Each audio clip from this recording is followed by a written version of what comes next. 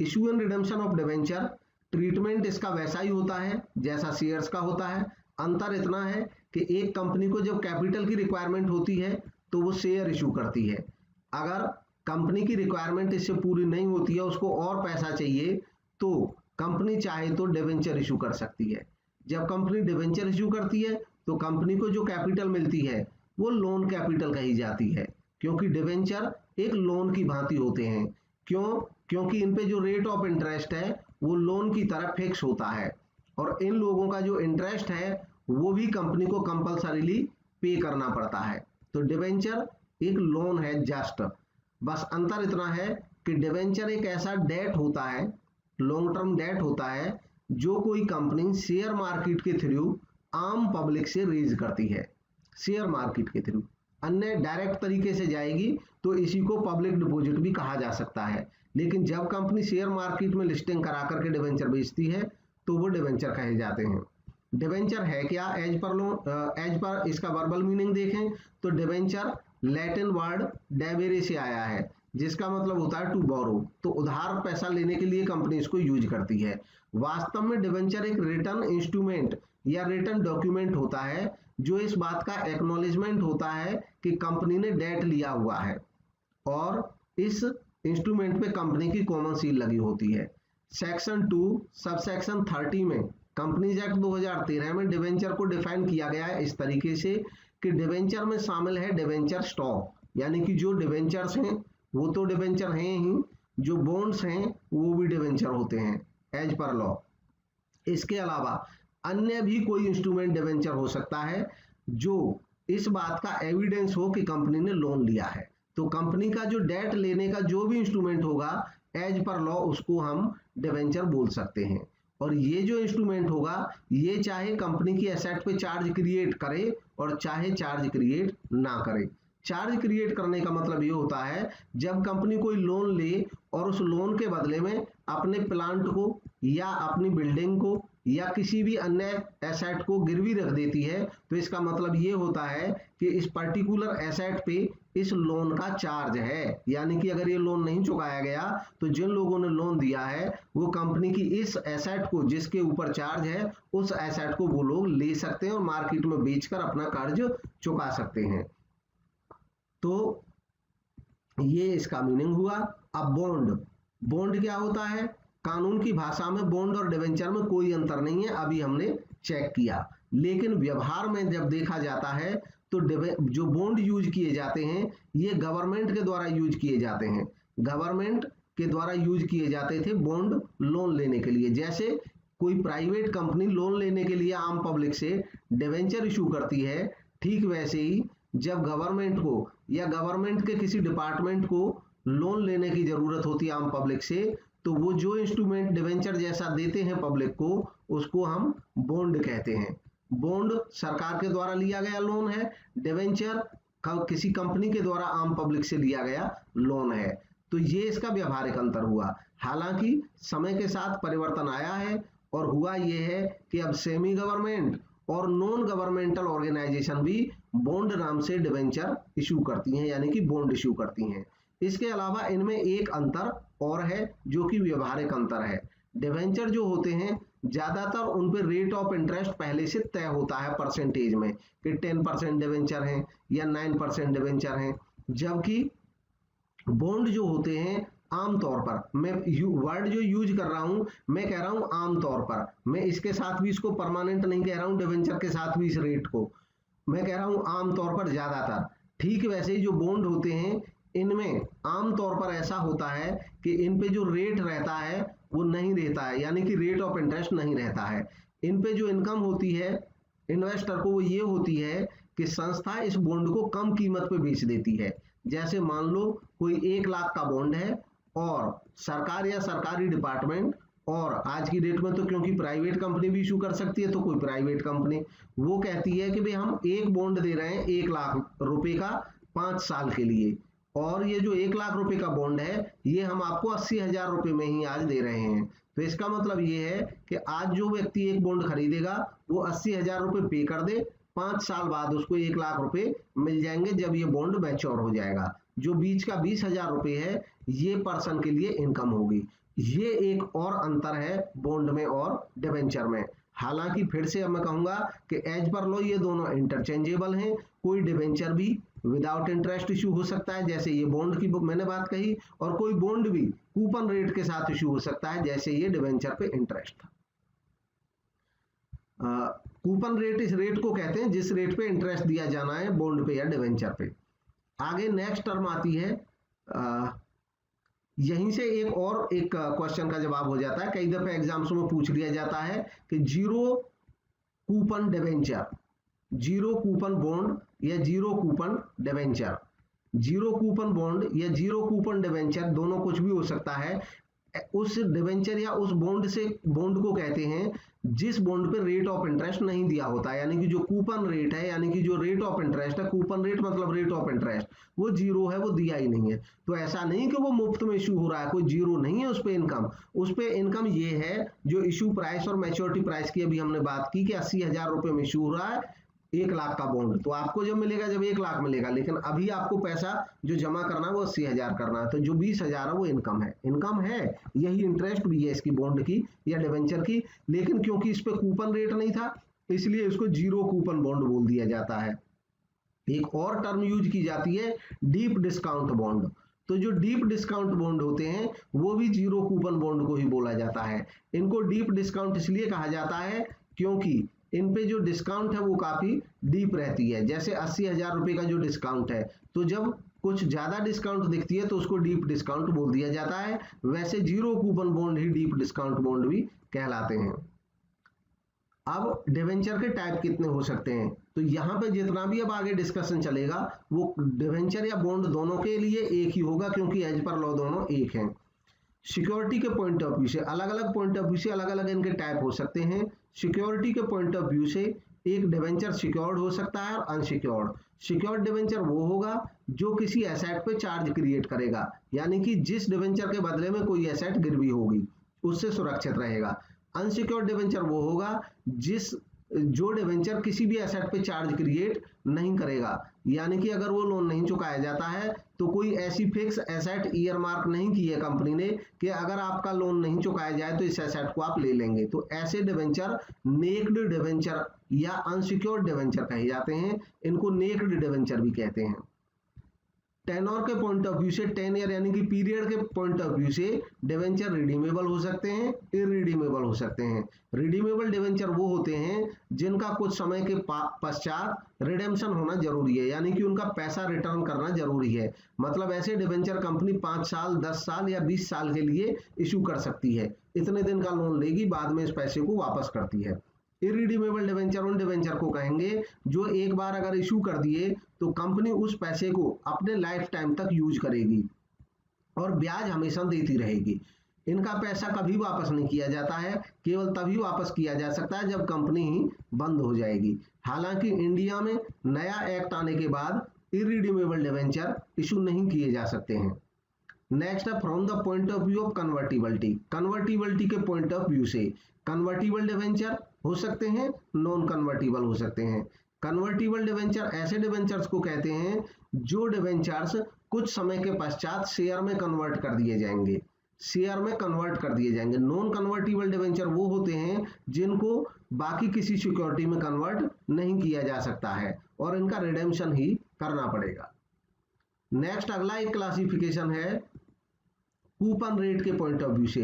Specific coupon rate debenture हो सकते हैं जिनकी अभी हम बात कर रहे थे कि 9% हो सकते हैं, 10% हो सकते हैं। जब ऐसा रेट दिया होता है तो इसको कहते हैं specific coupon rate. Zero coupon rate हो सकते हैं जब कोई रेट ऑफ इंटरेस्ट नहीं दिया हो। नेक्स्ट है from the view point of registration. Registration के पॉइंट ऑफ व्यू से डिवेंचर रजिस्टर्ड हो सकते हैं और बीआरआर हो सकते हैं। रजिस्टर्ड डिवेंचर उन डिवेंचर्स को कहा जाएगा जिनके केस में कंपनी ये प्रोविजन करती है कि जो लोग इन डिवेंचर्स को खरीदेंगे उन लोगों का नाम कंपनी अपने यहाँ रजिस्टर में लिखेगी। तो रजिस्टर में जब नाम लिख लेगी कंपनी तो ऐसे डिवेंचर रजिस्टर्ड डिवेंचर कहे जाते हैं। बीआरआर डिवेंचर ऐसे डिवेंचर होते हैं जिनको कंपनी इशू कर देती है और कंपनी जो डिवेंचर होल्डर होते हैं कंपनी के उनका नाम अपने किसी रजिस्टर में रिकॉर्ड करके नहीं रखती है। तो ऐसे डिवेंचर्स का फायदा इन्वेस्टर्स को ये होता है, क्योंकि उन डिवेंचर्स का नाम कंपनी के पास है तो है नहीं डिवेंचर होल्डर का, तो एक डिवेंचर होल्डर किसी अन्य को आसानी से केवल डिलीवर करके ही उसको ट्रांसफर कर सकता है, बेच सकता है। नेक्स्ट होगा इश्यू ऑफ डिवेंचर्स के केस में अब डिवेंचर इशू हो सकते हैं एट पार पे शेयर की तरह, एट प्रीमियम पे हो सकते हैं, और खास बात यह है कि डिवेंचर डिस्काउंट पे भी इशू हो सकते हैं। डिवेंचर इशू हो सकते हैं consideration for other than cash, यानी कि कैश के अलावा अन्य किसी चीज के बदले में, जैसे किसी एसेट के बदले में भी इशू हो सकते हैं, और कोलेटरल सिक्योरिटी के तौर पे भी इशू हो सकते हैं। कोलेटरल सिक्योरिटी का मतलब हो गया कि डिवेंचर्स को हम एक जमानत के तौर पे भी रख सकते हैं। हमें किसी बैंक से लोन लेना है और बैंक कह रहा है कि अपनी कोई सिक्योरिटी दो, तो हम अपने डिवेंचर्स को भी एज ए सिक्योरिटी दे सकते हैं। हालांकि कोलेटरल जब बोला जाता है तो इसका मतलब होता है एडिशनल, यानी कि जब हम बैंक से लोन ले रहे हैं तो हम एक सिक्योरिटी तो मेन यानी कि प्राइमरी सिक्योरिटी दे रहे हैं। जैसे हम कह रहे हैं कि हमारी बिल्डिंग है, आप इसको अपने सिक्योरिटी के तौर पे बैंक अपना रख ले, सिक्योरिटी पे तौर पे हम अपनी बिल्डिंग के कागजात जमा करा देंगे कंपनी के बैंक के पास। बैंक ने कहा कि हम आपकी इस प्राइमरी सिक्योरिटी से सेटिस्फाई नहीं है, कुछ और भी आप दीजिए, तो अब हम एक एडिशनल सिक्योरिटी देंगे यानी कि सेकेंडरी।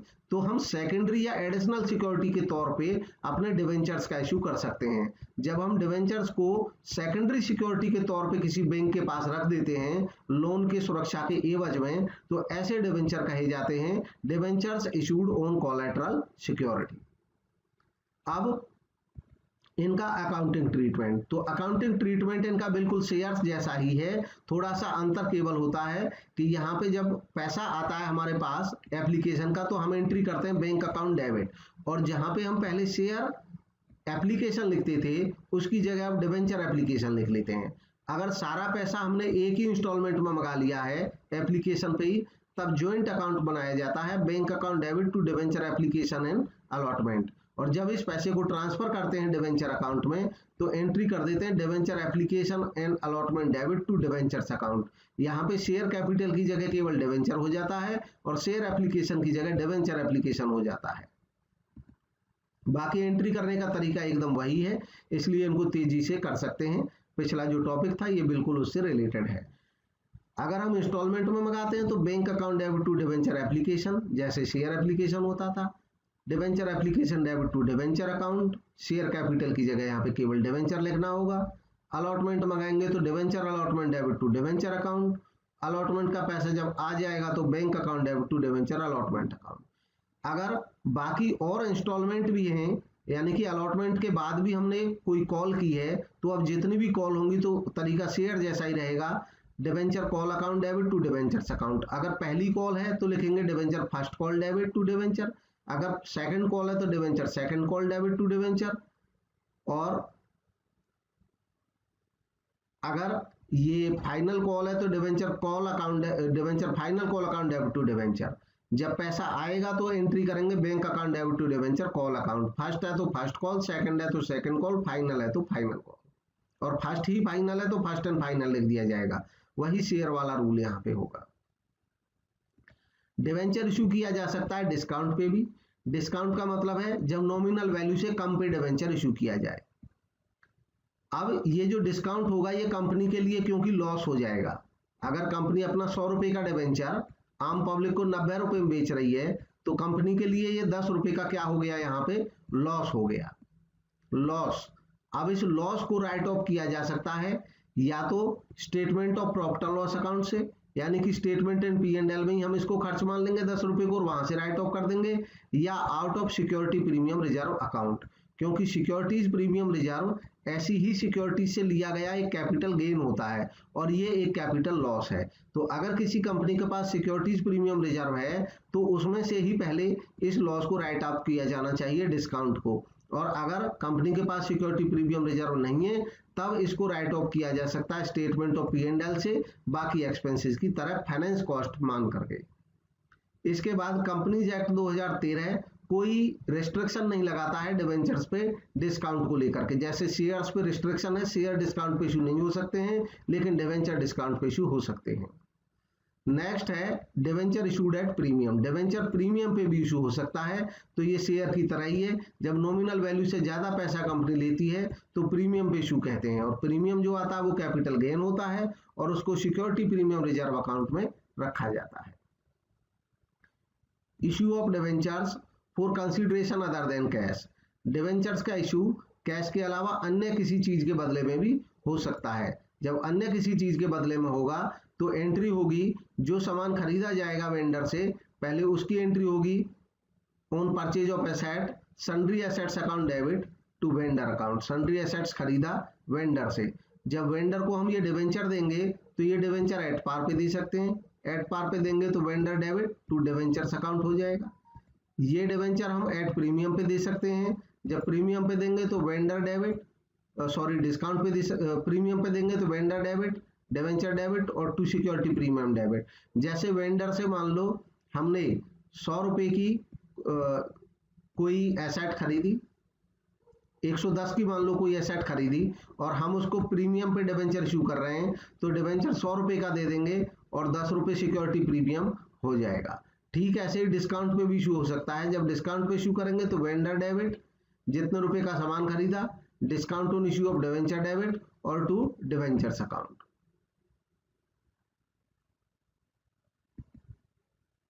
इसके अलावा डिवेंचर्स को कोलेटरल सिक्योरिटी के रूप में भी इशू किया जा सकता है। कोलेटरल सिक्योरिटी जैसा भी डिस्कस किया कि ये सहायक प्रतिभूति, सहायक यानी कि द्वितीय प्रतिभूति भी कह सकते हैं।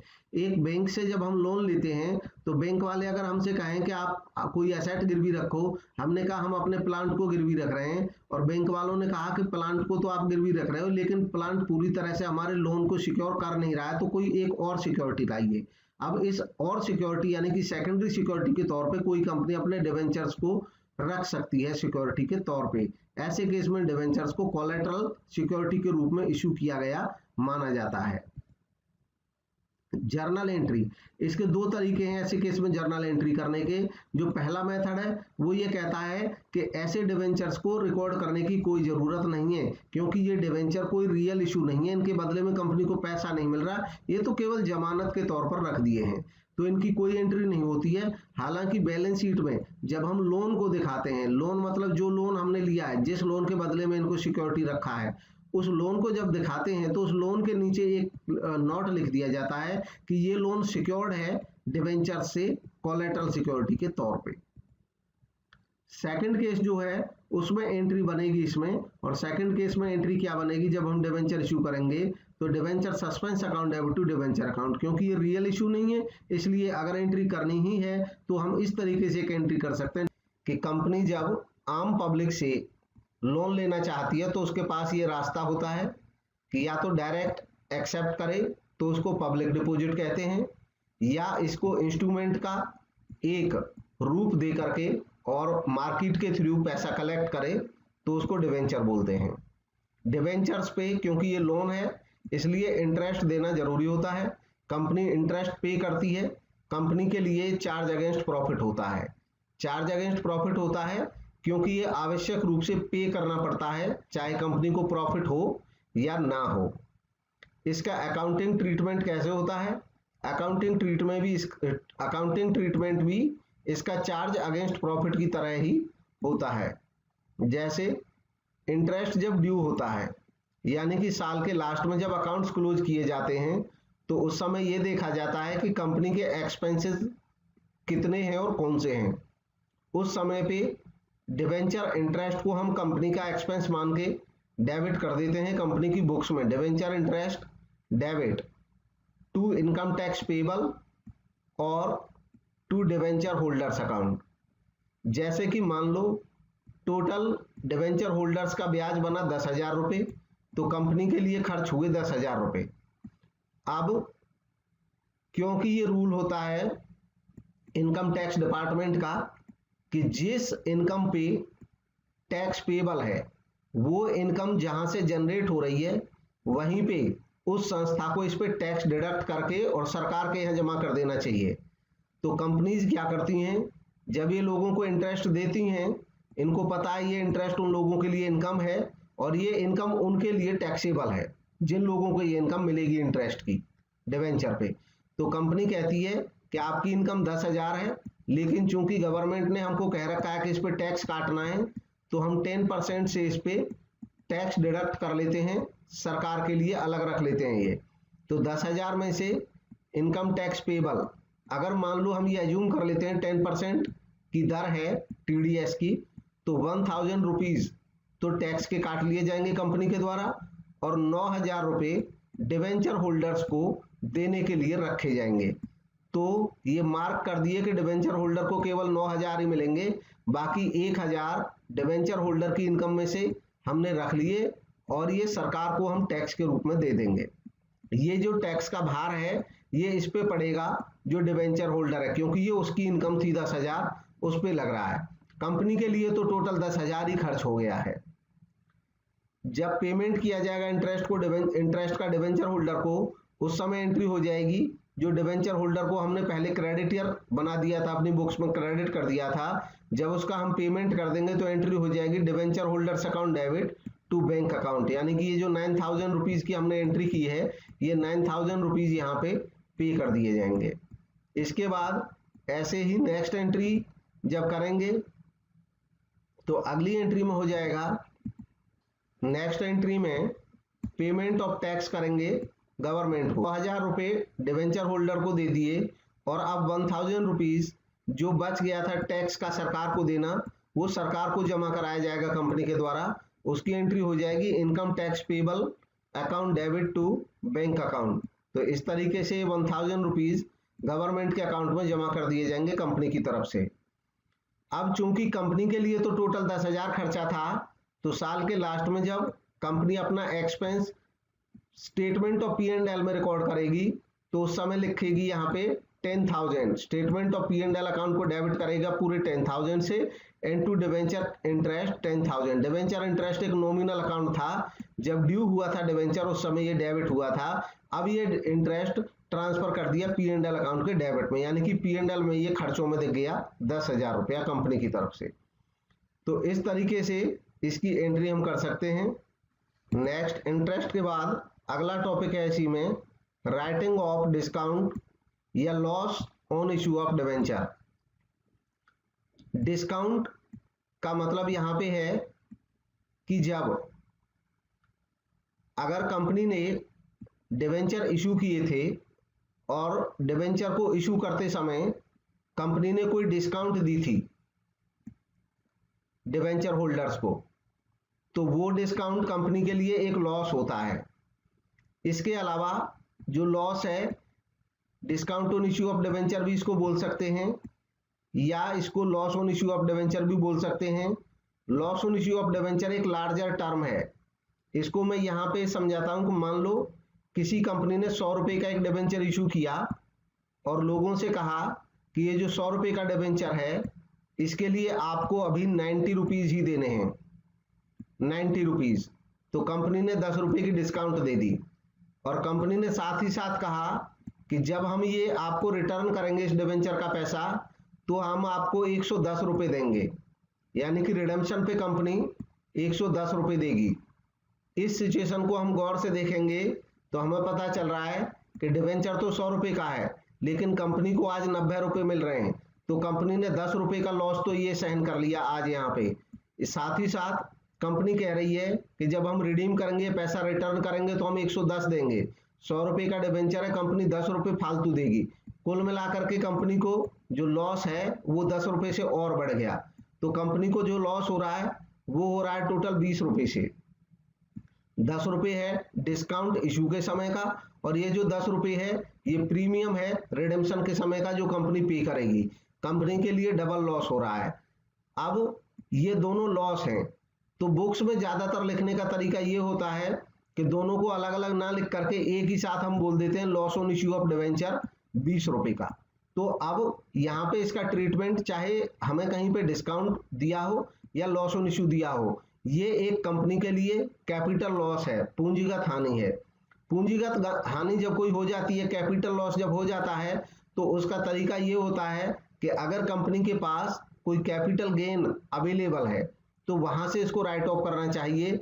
यानी कि कंपनी इसको राइट ऑफ कर सकती है सेक्शन 52 सबसेक्शन 2 के अकॉर्डिंग जो सिक्योरिटी प्रीमियम रिजर्व कंपनी को मिलता है, सिक्योरिटी प्रीमियम रिजर्व कंपनी को तब मिलता है जब कंपनी कोई शेयर या डिवेंचर उसकी कीमत से ज्यादा रुपए में बेचती है, वो कंपनी के लिए कैपिटल गेन होता है। अब कंपनी इस कैपिटल गेन से इस कैपिटल लॉस को चार्ज कर सकती है, वसूल कर सकती है। अगर कंपनी के पास पहले से सिक्योरिटी प्रीमियम रिजर्व में कोई पैसा है तो इस कैपिटल लॉस को वहां से डायरेक्ट राइट ऑफ किया जा सकता है। लेकिन अगर ये जो सिक्योरिटी प्रीमियम रिजर्व का पैसा है ये इनएडिकेट है, अपर्याप्त है या मान लो नहीं है, तो फिर ये जो लॉस है, लॉस ऑन इशू या डिस्काउंट ऑन इशू, जो भी लॉस है जैसा भी, उसको हम रेवेन्यू प्रॉफिट से चार्ज कर सकते हैं, यानी कि उसको हम सीधे statement of profit and loss account में खर्चा दिखा सकते हैं। इसको हम अकाउंटिंग ट्रीटमेंट इसका कैसे करेंगे, इसको यहाँ पे देख सकते हैं। इस एंट्री के माध्यम से जर्नल एंट्री बनेगी सिक्योरिटी प्रीमियम रिजर्व अकाउंट, हमारे पास जो सिक्योरिटी प्रीमियम रिजर्व पहले से अवेलेबल है, statement of P and L account. अब अगर इससे पूर्ति नहीं पड़ रही है हमें राइट ऑफ करने में तो statement of P and L से चार्ज कर लेंगे और एंट्री हो जाएगी टू डिस्काउंट या loss on issue of debenture, क्योंकि डिस्काउंट या लॉस जो होता है वो बाय नेचर डेबिट होता है। तो जब ये डिस्काउंट हुआ था या लॉस हुआ था तो कंपनी ने इसको अपनी बुक्स में डेबिट कर दिया था। आज कंपनी इसको खत्म कर रही है अपनी बुक्स से तो इसको क्रेडिट कर देगी और ये खर्चा कंपनी ने डाल दिया या तो सिक्योरिटी प्रीमियम रिजर्व के नाम पे, यानी कि यहाँ से पैसा कम कर दिया, या statement of P and L से। इसके लिए मैं छोटा सा एक एग्जांपल रखता हूँ, क्लियर हो जाएगा। जैसे ऊपर वाले केस में हमने टोटल 20 रुपए का लॉस कैलकुलेट किया था कि 10 रुपए डिस्काउंट हो रहा था और 10 रुपए कंपनी रिडेम्पशन पे प्रीमियम दे रही थी। इस तरह कंपनी को जो टोटल लॉस था वो 20 रुपए का हुआ। कंपनी ने अपने अकाउंट्स में चेक किया कि क्या कंपनी के पास पुराने कोई रिजर्व रखे हुए हैं सिक्योरिटी प्रीमियम रिजर्व, तो कंपनी को पता चला कि सिक्योरिटी प्रीमियम रिजर्व में 15 रुपए ऑलरेडी हमारे में हैं। तो कंपनी क्या करेगी, ये सिक्योरिटी प्रीमियम रिजर्व का जो बैलेंस होता है वो क्रेडिट होता है बाय नेचर, तो ये 15 रुपए उसको डेबिट कर देंगे। ऐसा करने से सिक्योरिटी प्रीमियम रिजर्व डेबिट होने से खत्म हो जाएगा 15 रुपए से, और ये 15 रुपए की डिस्काउंट को हम यहाँ पे चार्ज कर पाएंगे। तो 15 रुपए का जो डिस्काउंट या लॉस है ये तो हमने रिजर्व से चार्ज कर लिया, ये खर्चा था हमारा उसको क्रेडिट करके खत्म कर दिया, ये हमारा रिजर्व था इसको डेबिट करके खत्म कर दिया। अब बच गए 5 रुपए और बच गए हमारा लॉस। तो ये 5 रुपए का ये तरीका है कि अब हमारे पास जो बच जाएगा उसको हम सीधे statement of P and L account से ले सकते हैं। तो 5 रुपए से statement of P and L account को डेबिट कर देंगे। इस तरह कुल मिला करके हमारा जो लॉस है वो 15 रुपए पहले और 5 रुपए अब, ये कुल मिला करके 20 रुपए से क्रेडिट करना होगा हमको। 15 रुपए से रिजर्व को डेबिट कर दिया और 5 रुपए से पी एंड एल को डेबिट कर दिया, मतलब पी एंड एल में खर्चा लिख दिया 5 रुपए। तो इस तरीके से हम ये एंट्री कर सकते हैं। यहाँ पे हम इन दोनों को ना लिख करके अल्टीमेटली टोटल 20 रुपए लिखते हैं, ये केवल कैलकुलेशन के लिए मैंने यहाँ पे नोट किया था। एंट्री जब करते हैं तो इस तरीके से होती है। इसके बाद अब अगला टॉपिक जो है ये है रिडेम्पशन ऑफ डिवेंचर। तो रिडेम्पशन ऑफ डिवेंचर का मतलब क्या होता है, क्योंकि हम जानते हैं कि डिवेंचर एक लोन होता है। अब जब लोन है तो उसकी वापसी भी निश्चित है। जब इस पैसे को कंपनी वापस करती है, जो डिवेंचर होल्डर है उनका पैसा रिटर्न करती है, तो उसको हम कहते हैं, उस सिचुएशन को हम कहते हैं रिडेम्पशन ऑफ डिवेंचर, यानी कि डिवेंचर की वापसी। रिडेम्पशन ऑफ डिवेंचर का मीनिंग हुआ, अब time of redemption of debenture, कब रिडीम करना पड़ेगा। जनरली डिवेंचर्स को रिडीम किया जाता है उनके ड्यू डेट पे। अगर हमने 5 साल के लिए डिवेंचर इशू किए तो 5 साल बाद उसकी ड्यू डेट आ जाएगी और उसको पे करना पड़ेगा। हालांकि एक कंपनी इसको रिडीम कर सकती है डिवेंचर को मैच्योरिटी डेट से भी पहले, अगर कंपनी के आर्टिकल्स ऑफ एसोसिएशन में इस चीज का प्रावधान है तब। इसके बाद है source of redemption of debenture, यानी कि जब डिवेंचर रिडीम किए जाएंगे, उनका पैसा रिटर्न किया जाएगा, तो वो पैसा कहां से कंपनी अरेंज करेगी, उसका स्रोत क्या होगा। तो उस पैसे को रिडीम करने के लिए कंपनी के पास 2 रास्ते हैं। या तो कंपनी रिडीम कर सकती है डिवेंचर्स को आउट ऑफ कैपिटल, या रिडीम कर सकती है out of profit. Out of profit redeem करने का मतलब पहले समझेंगे, फिर आउट ऑफ कैपिटल का। आउट ऑफ प्रॉफिट रिडीम करने का मतलब है कि कंपनी के पास प्रॉफिट रखे हुए हैं और उन प्रॉफिट्स में से कंपनी उन प्रॉफिट के पैसे में से अपने डिवेंचर्स को रिडीम कर दे, यानी कि उनका पैसा पे कर दे।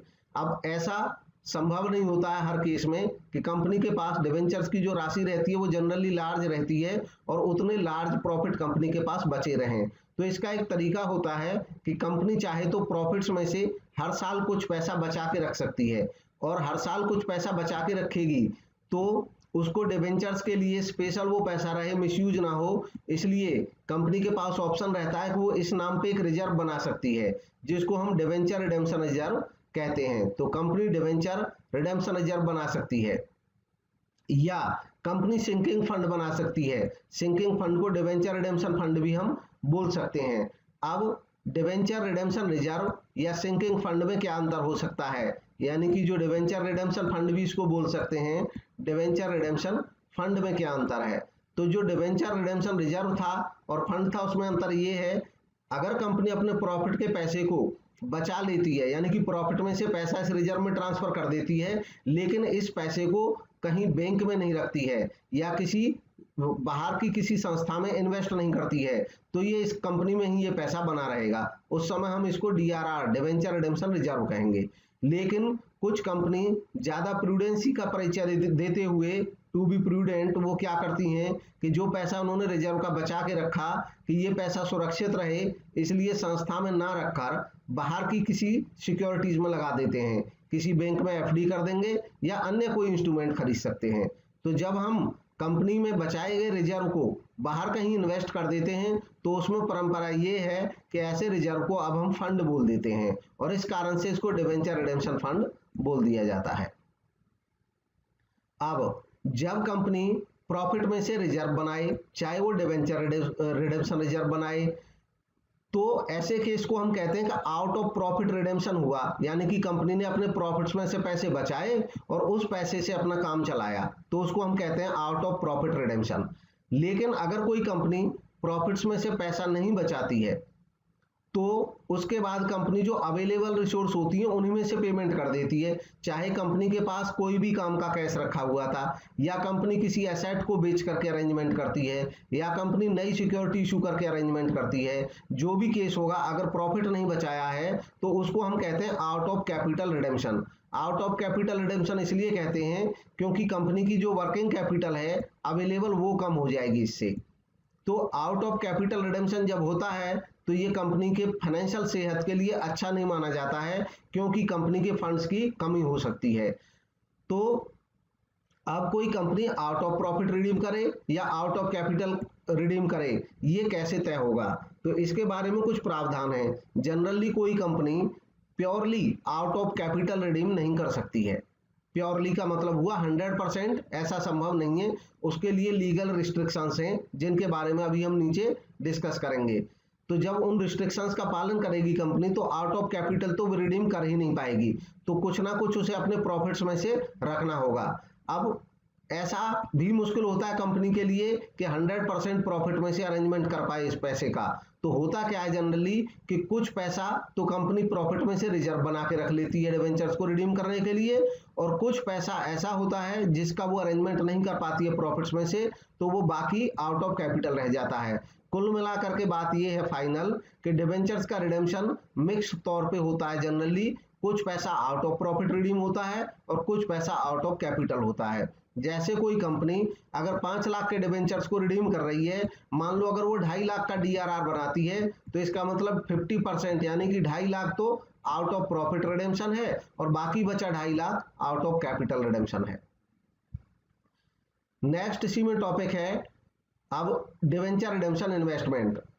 दरअसल डिवेंचर्स को जब रिडीम करती है कंपनी तो उसको ह्यूज फंड्स की जरूरत होती है, तो ऐसा हो सकता है कि कंपनी को फंड पूरा करने में प्रॉब्लम हो जाए, इसलिए एक प्रोविजन किया गया है। इससे रिलेटेड प्रोविजन ये किया गया है कि कोई भी कंपनी जिस साल अपने डिवेंचर्स को रिडीम करेगी, जिस साल अपने डिवेंचर्स को रिडीम करेगी, उस साल के पहले महीने की लास्ट डेट को, यानी कि 30 अप्रैल को, इसको ऐसे समझें कि अगर कोई कंपनी डिवेंचर्स को रिडीम करने वाली है करंट ईयर में, और करंट ईयर जो अभी चल रहा है उसको हम मान सकते हैं अभी जनवरी है, तो करंट ईयर जो अभी का है वो है 1 अप्रैल 20 से लेकर के मैं केवल करंट ईयर की बात कर रहा हूं जो आज चल रहा है हमारे सामने, 1 अप्रैल 2020 से लेकर के 31 मार्च 21 तक ये जो ईयर चल रहा है ये करंट ईयर है।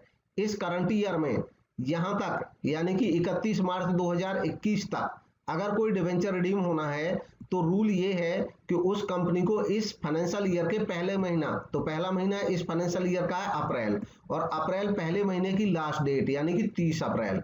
मतलब अगर इस फाइनेंशियल ईयर के बीच में कभी भी 31 मार्च 2021 तक डिवेंचर रिडीम करने हैं जितने रुपए के, तो रूल ये है कि उस टोटल अमाउंट का जिसको रिडीम करने वाले हैं इस फाइनेंशियल ईयर में, उसका कम से कम, यहाँ पे लिखा है नॉट लेस देन, मतलब इससे कम नहीं होना चाहिए। ज्यादा तो कर सकती है कंपनी, चाहे तो 100% इन्वेस्ट करके रख ले कहीं पे, लेकिन कम से कम 15% पैसा जरूर उसको इन्वेस्ट करना होगा कहीं पे।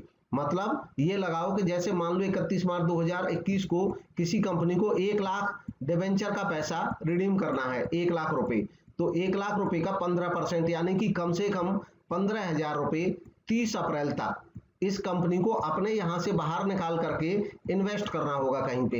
इन्वेस्ट किसी नेशनलाइज्ड बैंक में कर सकती है या जो गिवन इंस्टीट्यूशंस हैं उनमें कर सकती है। उनमें जो पैसा इन्वेस्ट करेगी वो कम से कम 15% करेगी, ताकि इतनी लिक्विडिटी तो कंपनी के पास बनी रहे कि जब एक्चुअल में जब पैसे की पेमेंट करें तो इस इन्वेस्टमेंट को कंपनी बेच देगी और इस पैसे को भी पेमेंट में यूज कर लेगी। ये केवल एक सिक्योरिटी के वजह से है कि कम से कम कुछ पैसा हमारे पास लिक्विडिटी बना रहे, उस समय पे लिक्विडिटी की कोई प्रॉब्लम नहीं आए। तो डीआरआई के बाद अगला जो महत्वपूर्ण टॉपिक होता है डिवेंचर रिडेम्पशन रिजर्व।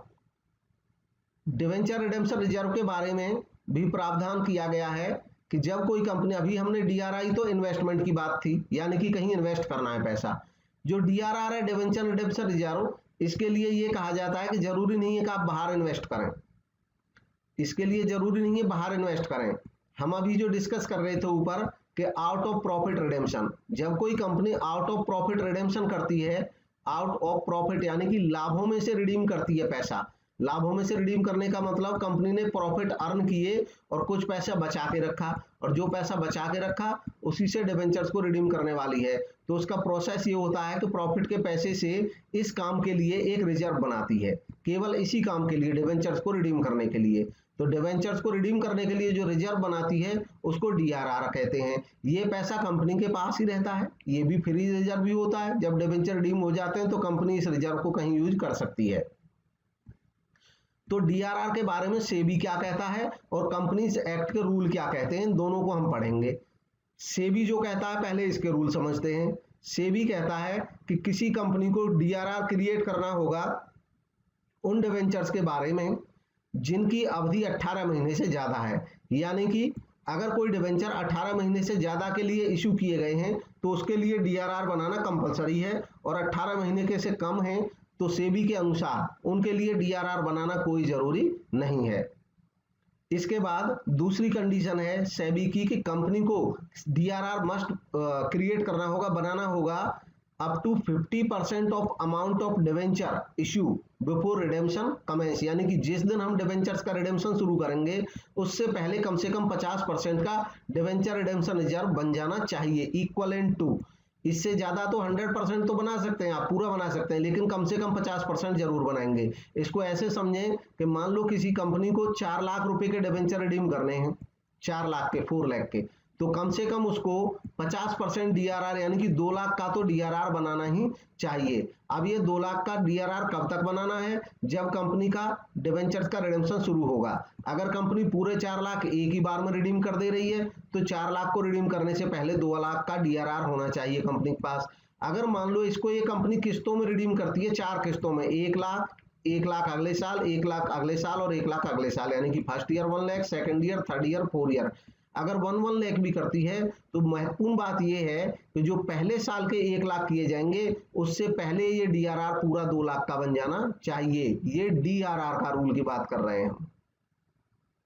नेक्स्ट है विड्रॉल ऑफ डीआरआर, यानी कि जब डिवेंचर रिडीम होते हैं तो अब हम डीआरआर से विड्रॉ कर सकते हैं, लेकिन इसका रूल ये है कि विड्रॉल फ्रॉम डीआरआर तभी परमिसिबल होगा जब कंपनी कम से कम 10% डिवेंचर लायबिलिटी को रिडीम कर दे। 10% का मतलब है कि ये जो 4 लाख के डिवेंचर हैं, कम से कम 40,000 के डिवेंचर रिडीम कर देगी, तब कंपनी उतना प्रोपोर्शनेट अमाउंट डीआरआर में से निकाल करके जनरल रिजर्व में ट्रांसफर कर सकती है। इसके अलावा सेबी का अलग एक प्रोविजन है, वो कहता है कि डीआरआर बनाने की जरूरत नहीं है ऐसी कंपनीज को जो इंफ्रास्ट्रक्चर के काम में लगी हुई हैं, इंफ्रास्ट्रक्चर के काम में लगी हुई हैं, उनको भी जरूरत नहीं है, उन पे ये एप्लीकेबल नहीं होता है डीआरआर का रूल। ये तो हमने पढ़े सेबी के रूल। अब हम पढ़ेंगे कि कंपनीज एक्ट के जो रूल हैं, रूल 18 सब रूल 7 क्या कहता है इसके बारे में, डीआरआर के बारे में।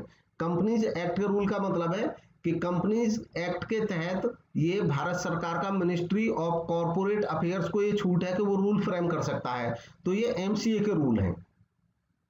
ये क्या कहते हैं? एमसीए के रूल कहते हैं कि डिवेंचर रिडेम्पशन रिजर्व के बारे में एक कंपनी को रिक्वायर होगा ट्रांसफर करना एडिकेट अमाउंट मतलब पर्याप्त राशि, ये कह रहे हैं हर साल, एवरी ईयर डीआरआर में। मतलब जब किसी कंपनी ने अपने डिवेंचर इशू किए, मान लो 4 लाख के इशू कर दिए, और ये 4 लाख के डिवेंचर मान लो कंपनी 5 साल बाद आफ्टर 5 ईयर्स रिडीम करेगी, तो ये रूल ये कहता है कि जब आपने इशू कर दिए उस समय से लेकर और जब आप रिडीम करेंगे उस समय तक कम से कम हर साल कुछ पैसा ट्रांसफर करते रहिए। कुछ पैसा, जरूरी नहीं कि वो समान हो, वो असमान भी हो सकता है, कम ज्यादा भी हो सकता है, कुछ पैसा आप डीआरआर में ट्रांसफर करते रहिए। और ये जो रिजर्व आप बनाएंगे डीआरआर, ये रिडेम्पशन जब शुरू होगा उससे पहले तक बन जाना चाहिए। इसके अलावा ये कहते हैं कि जो डीआरआर है कम से कम उसमें क्रेडिट बैलेंस होना चाहिए at least an amount equal to 25%। तो ये कह रहे हैं, अब यहाँ पे ध्यान देने का है कि जो कंपनी रूल्स कह रहे हैं वो कह रहे हैं 25% कम से कम होना चाहिए। 25% मतलब 4 लाख के अगर डिवेंचर हैं तो इसका 25% यानी कि 1 लाख का आपका डीआरआर बन जाना चाहिए। इसके अलावा ये कंपनी रूल्स कहते हैं कि creation of DRR is not mandatory for, creation of DRR mandatory नहीं होगा इस केस में। पहला है अगर डिवेंचर फुल्ली कन्वर्टेबल हैं, अगर डिवेंचर फुल्ली कन्वर्टेबल हैं तो उस समय डीआरआर बनाना कंपलसरी नहीं है। फुल्ली कन्वर्टिबल डिवेंचर ऐसे डिवेंचर्स को कहते हैं जो डिवेंचर कुछ समय बाद पूरी तरह से शेयर में कन्वर्ट हो जाएंगे। तो क्योंकि वो शेयर में कन्वर्ट हो जाएंगे तो कैश देना ही नहीं पड़ेगा कंपनी को, और जब कैश देना ही नहीं पड़ेगा तो कंपनी को रिजर्व बना के रखने की भी जरूरत नहीं है।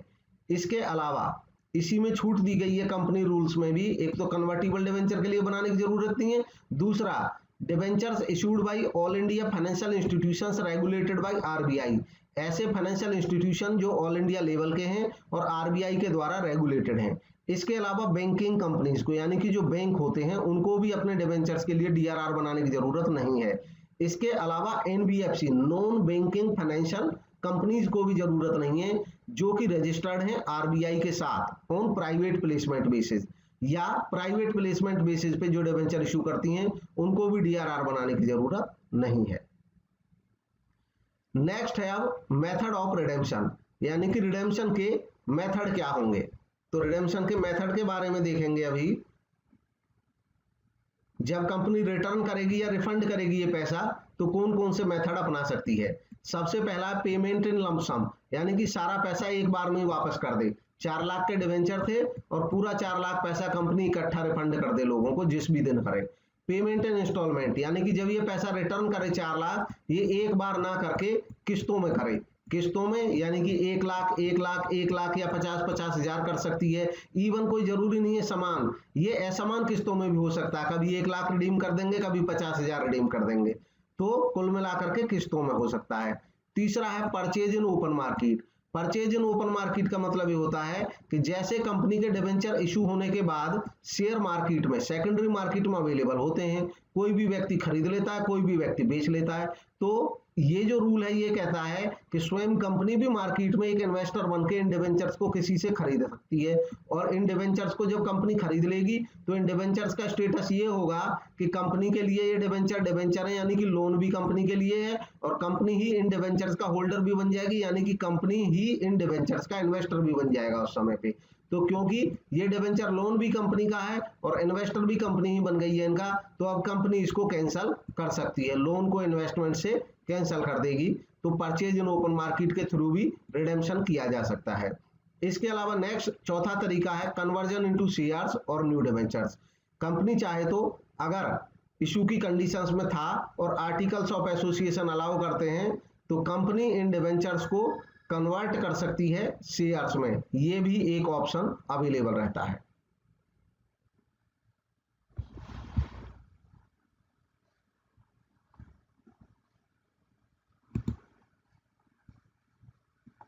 तो नेक्स्ट अब देखेंगे इसका अकाउंटिंग ट्रीटमेंट कैसे होगा अलग अलग केसेस में।